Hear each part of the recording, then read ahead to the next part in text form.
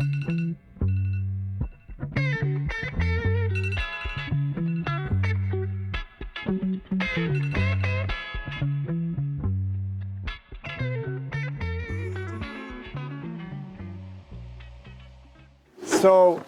every day here is something different. We don't do the same thing every day, but today we're gonna be cleaning out enclosures and switching the groups out to brand new enclosures. We're also gonna be feeding and just shipping animals, just the regular stuff we do here. So the easiest way that I have found to basically clean out enclosures and switch out geckos to new enclosures is to make a bunch of tubs, get them ready for these geckos, and then just switch them out. Because if I grab these geckos and I put them somewhere to clean the cage, it just takes that much longer versus me just cleaning a bunch of cages, getting them set up, and then just swapping them out real quick. That way the geckos don't really have to worry much, and I could just kind of like bang through these in one day. Geckos love to splatter their food everywhere. They touch their food and they go everywhere.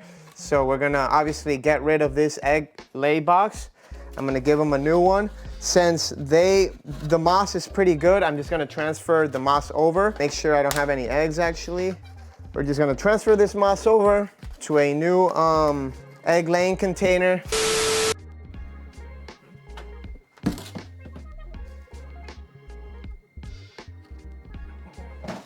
Is it recording? Yeah.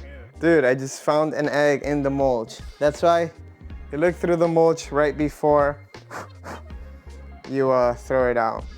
I guess I didn't do that. And it's fertile. You look at that. Let's put that away. That's the kind of stuff that happens. So since we did find this egg, I'm just going to put it away so we could incubate it. We're just gonna transfer this moss over to a new egg laying container, just because it's easier for me to just use these styrofoam containers instead of having to clean every single one of them. And that's just about saving time and being more efficient. Obviously, if you have just one gecko or a couple geckos, you might want to get a container that you could kind of like switch out and clean. For me, it just makes more sense to get a brand new container and throw out the old one. Like I've mentioned in all of my other videos, I like to provide a lot of visual barriers for the geckos.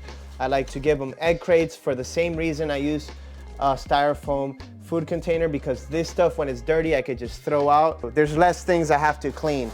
You got to remember, when you're running a business or you have a lot of geckos, you want to save your time. You don't want to spend too much time cleaning everything. So it's just easier to come in here and throw out the old egg crates and transfer the geckos. And this guy, this is Dracula. He's an old man now, but he is just an awesome gecko. Oh. Anyways, I'm gonna put his food over here. I gotta transfer their breeder card right here. That way we know what group it is. These fake plants, I will kind of put in a pile where we could just clean them. And then the mulch, I just throw away, of course. So that is one down, 9 more to go. Here is another gargoyle group we're changing out. This guy here, his name is Lava. And he, as you can see, I mean, his color is insane. This girl is actually probably over she's easily like 15 years old right here. She used to have a lot of orange stripes. I got her from Phil Tremper. I think that's who I got her from. But yeah, she's an old lady. So same thing, we're gonna switch out this old lay box. Make sure there are no eggs in here. And this time we'll check the mulch for sure and make sure we don't throw anything away. To the switcheroo. All right, so this is a group I really, really like. This is my boy Prodigy. I produced him probably about 3 years ago. Now, let's see if I could get him out of this cork bark. This girl I produced back in like 2013. As you can see, she's really old. A lot of times these old geckos will start to get on the head, they'll start to get like markings, scarring and stuff. As you can see, looks like she's not at her best color. When she was, 2 years old, she would fire up neon red. But she's still a pretty girl. So we'll go ahead and put her in the new cage. We'll put her here. Let's try to get the other geckos out of here so we could switch out this cork bark. Come on, boy. So this is Prodigy over here. And he is a white wall Harlequin pinstripe with a lot of snowflake and everything. I really love this guy. He is a dope looking gecko, especially when he's fired up. There's another girl in here. When they get in these cork barks, it's like the hardest thing to take them out. I might need to use a PVC pipe. This girl here is Mila. I actually got her from Northern Gecko years back. I think also about like 2014 or something, or 2013. And I did an unboxing video with this girl and a couple other crested geckos and gargoyle geckos from Northern Gecko. That's like one of my oldest videos on YouTube too, actually. Typically with this cork bark, what we do is we scrub it with some chlorhex solution. We scrub it real good, and then we'll actually bake it in the oven for about 15 to 20 minutes at 350 degrees, just to make sure it kills everything if there's anything that we don't want on there. And that's how you sanitize the cork barks. That's what we do. Or you could just scrub it real good with the chlorhex and, like, you know, rinse it off, and that will also work. Some people use a vinegar solution, but we like to do the baking. So we'll transfer the water bowl and the food bowl. They were just fed yesterday. We also gotta get them one of these for their old egg laying box. Sometimes they'll poop in here. I'll just throw the poop out. And we'll be sure we check the mulch so we don't accidentally throw out any eggs. So this group is actually a patternless red group. It is just a bunch of really nice red geckos. Some of them are not fired up yet, but they're just all phantoms, all patternless animals. So we'll go ahead and put these guys in their new enclosure. This girl looks like she just laid eggs. She's really thin, so we might need to separate her. And this is some of the things that, you know, as you're cleaning out enclosures and you're checking on your geckos, you will notice. Look at the tail, so thin. She's probably been, you know, laying way too many eggs. So we'll separate this girl and put her in an enclosure by herself. That way she's not getting bugged by any of the other females or the male. Here's another one of those red females, not fired up, of course. And here is the male. So this is like a hypo, patternless, or phantom red. As you can see, when the phantoms or when the reds are not fired up, they're gonna look almost pink or white in coloration. But when he fires up, he gets really, really nice.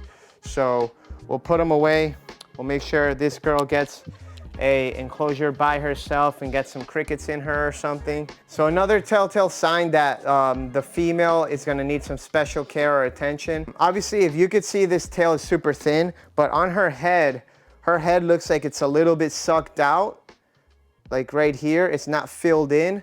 So this might just be a female that's getting to the food last, or that isn't too hydrated. So we want to make sure she's on her own, but she's reacting fine. As you can see, she's moving, she's looking around, she's not weak. So it's not super worrying for me, but I still want to get her on her own, quarantine her by herself, and make sure she puts some weight on before, you know, she's back in with her group. Now we're gonna be feeding some geckos, some baby lily whites to be exact. So what I do is pretty simple. I just throw out all the old little food containers, and then I prep a bunch of food containers, new food cups for the geckos that we're feeding. This is just the fastest way to do it. So what I'll do is I'll just give them a light mist. Every time we're feeding, give them a light mist and put the food in there. Make sure they have waters. So I'll do row by row. Throw it out. All right, we're good on the pump now. So I'm gonna give them a light mist and make sure they have water again. Just refill the waters, and I'll just put the food in there. And this is what we'll do for every single gecko enclosure. Here's a little cappuccino. This is actually one of the lily whites that we have for sale. This boy, this is a male, and he is absolutely gorgeous. He has a lot of contrast, and I just love his head structure also. This one's from Kingpin. But really pretty lily white, like stereotypical lily white, you know, or the classic look for the lily white, with those nice white sides, the white back, and then that yellow head. All right, so another part of our everyday life is shipping orders for you guys. You know, after we finish all the feeding and all the cleaning, we're gonna go and ship orders. So I wanna go see what we have to ship basically. And then that way we can start packing these animals and get them ready to go to you guys. So Daniela, hey, what are the orders? Okay, how many orders are going out today? We have about 8 going out so far. Cool. All right, so we'll pack this one first. Right now, as you can see, this is a normal baby crested gecko, a tiger. So we're gonna go to the gecko house, find a baby tiger, pack it up, ship it out. Let's go. So when we're shipping geckos, in particular crested geckos, we have to make sure that the temperatures are good. We only ship in between 35 and 90 degrees. Now, typically if we're shipping to your home, we're gonna want it to be anywhere from 40 to 85 degrees. Anywhere that's higher, too hot in particular, we're gonna need a cryo pack, like a cold cryo pack. But if it's over 90 degrees, then we're not even gonna bother. We're gonna hold the shipment, ship later. So what I'll do when I'm packing geckos, since we're just packing this little crested gecko right now, I'm gonna grab one of these deli cups and I'm gonna put a little piece of paper towel in here, and then I'm gonna grab the little tiger crested gecko that's going out to one of our customers. So you can see this is a little baby tiger crested gecko. Just a classic look for the tiger, yellow, a lot of pattern going vertical on its body. So we'll go ahead and pack this little dude up. Let's take it back, put it in the box. I'll show you guys how I'm gonna pack it depending on the temperatures. And then hopefully tomorrow it gets there, no delays, no nothing, and we have a happy customer. All right, so we got our gecko. We're gonna go ahead and put one of our cards there. Now the temperatures for this gecko, for the place it's going, it's a 48 degree low tonight and a 64 degree high tomorrow. So these temperatures, at these temperatures, I don't really have to add anything to the box. But what is Louisville tonight? Louisville low is 66 and their high is 73 for tomorrow. Okay, so the reason we check Louisville, Kentucky is because there's a midway point from us to our customer, and that's in Louisville. So our package goes from Florida to Louisville to Illinois. We also want to take in consideration where it's going, you know, the midway point, because sometimes Louisville will be super hot and this place will be super cold. So we have to kind of like figure it out, but at these temperatures, it's totally fine. I won't actually have to add anything to the box. I'm just going to basically obviously use an insulated shipping box for reptiles. And the way we do that is just like this. So I'll go ahead and put the gecko in one corner of the box right here. Now I'm gonna use some of this packing paper here. And this is basically gonna keep the gecko in one spot. It's not gonna allow the gecko to bounce around in the box. So we don't want that to happen, of course. So I'm gonna go ahead and stuff that here. Now, when we have a box packed like this, it's really important that, you know, you don't wanna overcomplicate things. Sometimes people see these temperatures and they're like, okay, we wanna add a heat pack because it's 48 degrees low. The heat is the worst enemy of a crested gecko, especially a baby. So at 48 degrees, it's more than fine with this insulation that's already built into the box. It's not gonna need anything. And I may not even poke any holes in it because it's so cold. There's enough oxygen in there that the gecko is going to not have a problem. And obviously these boxes aren't airtight, so oxygen's still gonna get through. So I'm gonna go ahead and close this box. Now, every time we ship an animal, we have to include this live animal sticker. So we'll go ahead and put this right here.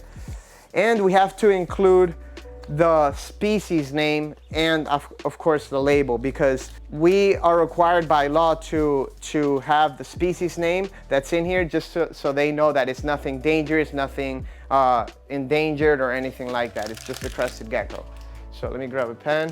So we'll go ahead and put one crested gecko and the scientific name, which is Coralephus ciliatus or something like that. I can spell it, I can't pronounce it. Coralephus ciliatus. And just like that, our first package is packaged up. So we'll go ahead and get this ready. We'll get the other ones ready. Then we're going to drop them off at the UPS store. All right, guys, so that is what we basically do on a day-to-day. If you're interested in any of the animals we have on the website, make sure you let us know. Give us a call. We're happy to help. And till the next one, thank you, guys.